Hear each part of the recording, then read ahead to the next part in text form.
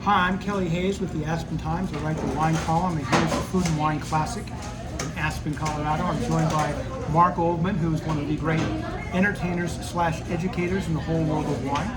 We're at CP Burger because, Mark, you're doing something with fast foods. Yes, fast food and fantastic wine in about an hour. And how did that come about? What was the concept? Well, the idea is that wine can pair so well with fast foods, with comfort foods, especially coming out of the pandemic.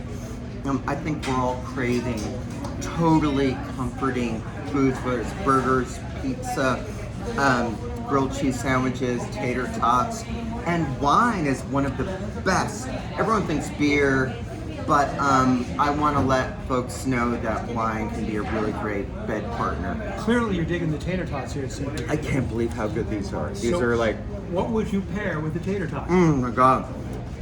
Good question. A bubbly, a lovely bubbly. It could be regular champagne if you want to go high-low. It could be cava from Spain. It could be American sparkling wine like Domaine Chandon.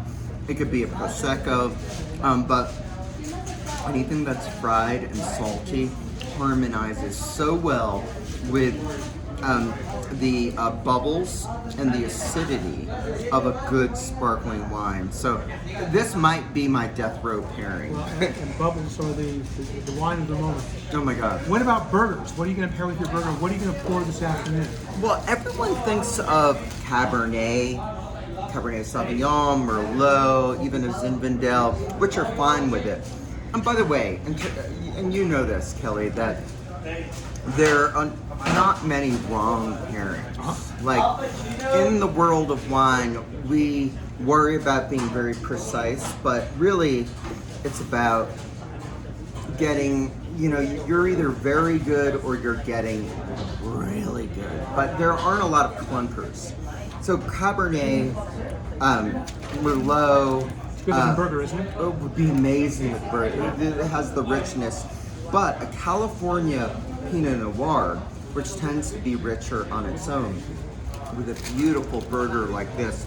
Look at that kind of Russian dressing, secret sauce, and that kind of gorgeous, juicy burger. I'm assuming it's 20% fat because that's where the real flavor is. And a Pinot Noir has the acidity and has the lightness, but if it's from California, it's a richer style of that lightness. And it's got red fruits, and sometimes it has a kind of campfire loveliness to it. And the whole thing makes your burger taste so clean and delicious and gets you ready for the next bite. So maybe even send it from Russian River Valley, maybe even south, maybe Santa Rita Hills, that sort of thing? Completely. So Russian River Valley, I would do a Bonovia. In my class, I'm doing the Patson Hall, a great longtime favorite from the Sonoma Coast, where the maritime climate locks really good acidity into the wine. And that acidity, again, it kind of cuts through the richness of the burger. Sorry, I cannot. May I? It's for you. All right, this is a burger emergency. Oh my god, It's working? it's working overtime. In my 16 years of appearing at the Aspen Classic, I've never been here. No one told me that. It's just like the best comfort. Well, Craig and Samantha put this in a few years ago right here. We've got the ice rink outside. Oh my God. Very casual place, and it's one of the great local hangouts in Aspen. So you poured some other great wines this morning. You mentioned the Bonova. You poured a 24-bottle Melchior of Exactly. Bonova Pinot Noir at your session. Tell me about that. So 18 liter, and as you said, 24 bottles in one. Pinot Noir, first ranked Sonoma Pinot Noir producer. I went to them. I'm like, I'm teaching in Aspen. And when you're teaching in Aspen, you gotta pull out all the stops. And especially when you're me, I've got like my last seminars to live up to. So I'm like, all right, where do I go now? Next. You're right.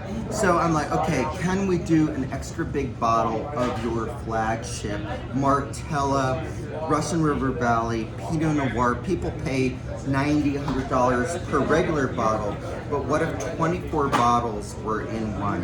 An incredible wine and an incredible bottle. Oh my God, it's a bucket list. You wine. also poured some Henschke from Australia, poured some Beyond Santi. How do you get these wines? I beg.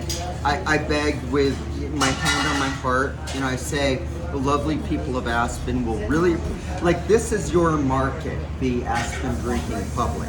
So, forget about me, but remember who's really going to learn about it. So Henschke from Australia, the Edelson, it's so good. It's a $250 bottle, but the true deep dark wine experts would say it drinks like a $2,000 bottle. From, I didn't mention this in my talk, but from 110-year-old vines. So real intensity of flavor.